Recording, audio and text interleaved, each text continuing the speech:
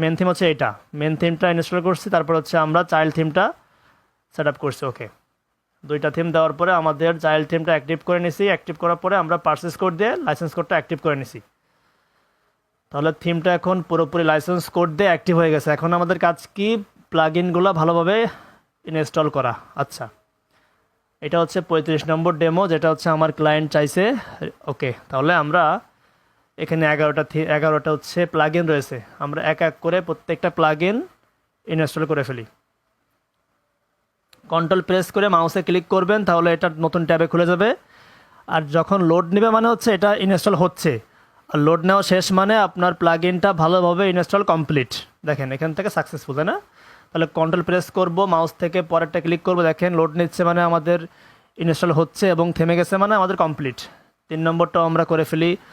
আমাদের যে 11টা প্লাগইন রয়েছে আমরা খুব দ্রুত একের পর এক করে ফেলি। আমরা একসঙ্গে দুইটা দিব না, একসঙ্গে আমরা সবসময় একটা প্লাগইন ইনস্টল দিব।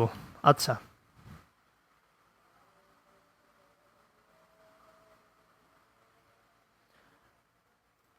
তাহলে আমরা প্রত্যেকটা প্লাগইন ভালোভাবে এখান থেকে ইনস্টল করে ফেলি। আচ্ছা, হাউজেস সিআরএম। আচ্ছা, যেগুলো রিকোয়ার্ড প্লাগইন এগুলো আপনাকে থিমটা কাজ করতে গেলে মাস্ট বি লাগবে।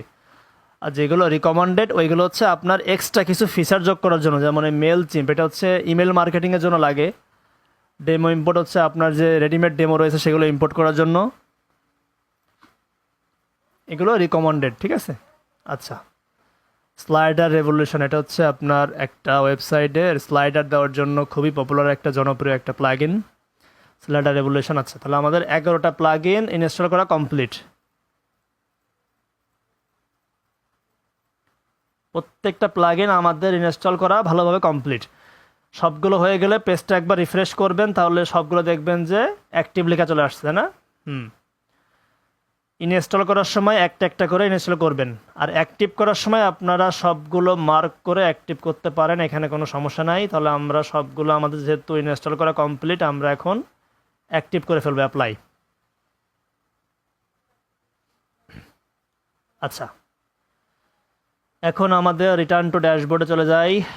On of the plugin is invalid. আচ্ছা, এটা একটা প্লাগইন হয়তো বা ওখানে আমাদের সমস্যা আসছে, ওটা আমরা এখন দেখতেছি, দাঁড়ান। ওকে, তাহলে আমরা এখান থেকে ব্যাক এন্ড